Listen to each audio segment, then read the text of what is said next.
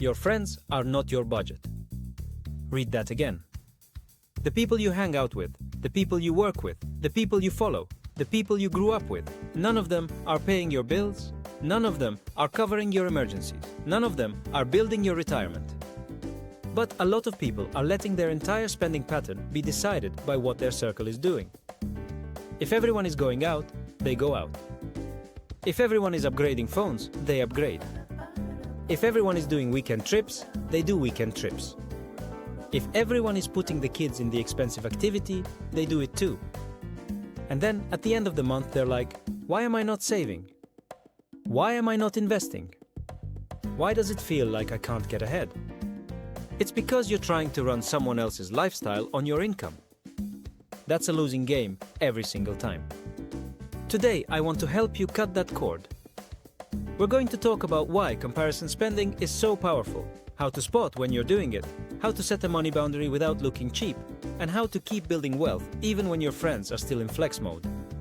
Let's start with the hard truth. You don't know your friends' money. You know their purchases. You know what they post. You know what they drive. You know where they ate. You do not know their credit card balance. You do not know their parents helped with the down payment. You do not know that their spouse makes more than you. You do not know that they are 3 months behind on a payment. You do not know that they just took out a line of credit. You are comparing your real life to someone else's curated life. It is not a fair comparison. And yet your brain is like, well, if they can do sushi twice a week, I can too. That's how people making 50K try to match people making 90K. That's how brand new families try to match established families. That's how people with debt try to match people with no debt. You do that for a year or two, and of course you feel broke. You are spending at a level your cash flow can't support. Here's the mindset shift. Your budget should reflect your goals, not your group. If your goal right now is to get out of debt, or save $5,000, or build an emergency fund, or invest $500 a month, then your spending has to look different from the people who are not doing that. That is normal. It is not a failure. It is not being poor. It is being intentional.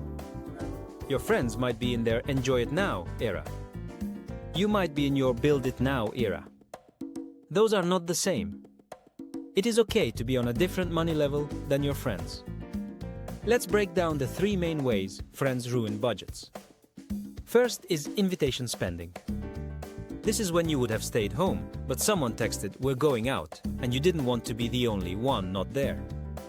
So you spent $40, $60, $100 to keep up. Do that every week, and you just blew $200 to $400 a month on things you didn't plan. Second is milestone spending. Weddings, bachelor trips, baby showers, birthdays at expensive places. You feel bad saying no, so you go, and suddenly your whole month is wrecked. Third is upgrade spending. Your friend got the new phone, new watch, new car, new couch, so you start to feel like your stuff is old. You buy the upgrade, not because you need it, but because you didn't want to be the one with the old thing. That's pure social pressure spending. So, what do we do about it? Step 1 is awareness. You have to be able to say, out loud if needed, "I am not on the same budget as them." That one sentence will save you thousands.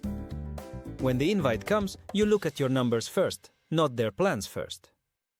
You ask, "What did I tell my money to do this month?" If the answer was, "This month we're building the emergency fund," and the invite is, "Let's do a $200 day trip," then the answer is no. Your budget wins, not the group. Step 2 is having a default response ready. A lot of people end up spending because they don't know how to say no without sounding broke or rude. So, let me give you a couple you can steal. "I'm doing a low spend month. Can't make that one. I've got another goal I'm working on. I'll catch the next one. That's not in my budget this month." You don't have to give a full speech. You don't have to tell them your net worth. You just need one sentence that buys you peace. Real friends will not be mad. You're taking care of your money. People who are mad are people who wanted you to fund their fun. Step 3 is setting a fund cap. This is huge. You do not have to stop seeing friends to be good with money. You just have to put a ceiling on it. For example, I do 2 social things a month. Or I spend 100 a month on eating out with friends. Or I go out every Friday but I only spend 30. That way, when invite number 3, 4, 5 shows up, you can say, I'm maxed for this month. It's not, I don't want to see you. It's, I already spent my going out money. You pre-decided. That's powerful. Step 4 is creating your own version of socializing that fits your budget. A lot of people think they have to choose between never seeing friends and going broke with friends. There's a middle. You can be the person who suggests cheaper plans. Walks, coffee, potlucks, game nights, watching the game at home, grill in the backyard, day hikes, free events, family-style dinners. If your friends only want to do expensive things every time, then this is not just a money issue, it's a values issue. But very often, if one person in the group says, hey, can we do something cheaper this weekend? Everyone else sighs in relief because they were also tired of spending. Let's talk about couples and peer pressure, because this hits even harder when your partner has spendy friends. Maybe you're on track, but their friends are always doing big weekends, big gifts, big trips, big birthdays. You need a shared rule. Something like, we will do one big social thing per month and the rest has to be under 50. Or, we go to every wedding, but we don't go to every bachelor trip. Or, we do vacations, but not on debt. That way you two are united when the invite comes in.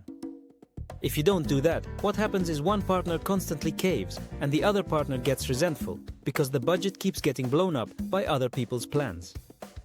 Now let's hit the other side. Sometimes your friends really do make more than you. That's not jealousy, that's just math. Maybe they're in tech and you're in hospitality. Maybe they're dual income, you're single. Maybe they live cheaper than you think because their parents helped with housing. If they truly have a bigger financial engine, they can afford to do more.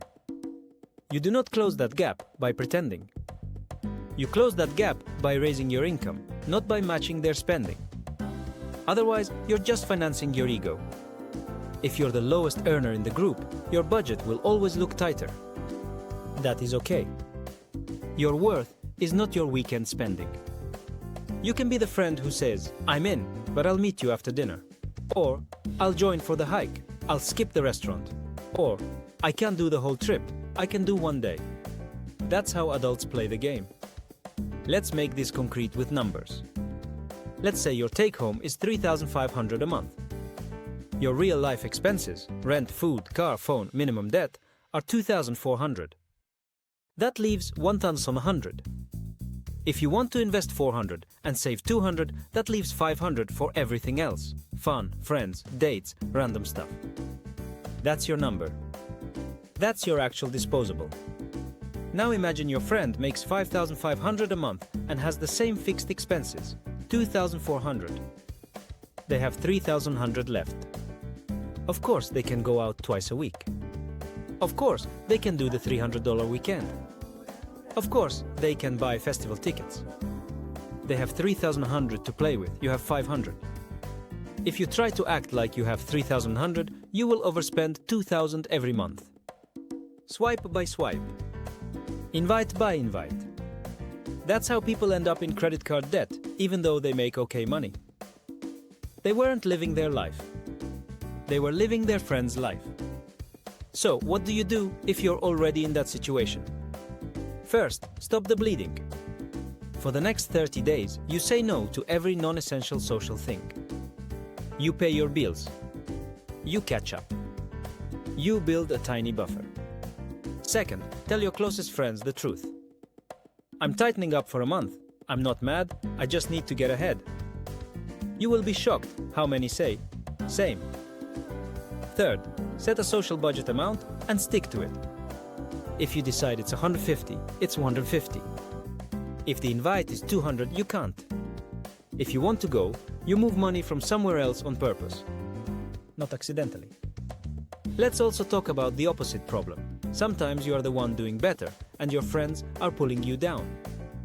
You want to invest, You want to buy assets. You want to cut subscriptions. You want to get to 100K, and your circle keeps saying, "Come on, live a little." In that case, your line is, "I am trying to build something right now." You don't have to flex.